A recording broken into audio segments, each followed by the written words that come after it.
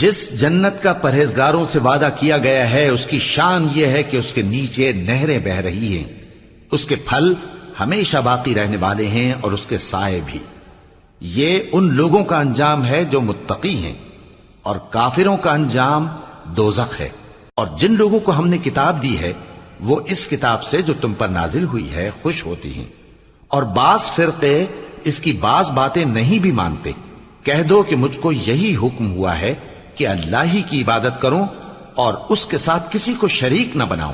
میں اسی کی طرف بلاتا ہوں اور اسی کی طرف مجھے لوٹنا ہے۔ اور اسی طرح ہم نے اس قرآن کو عربی زبان کا فرمان بنا کر نازل کیا ہے۔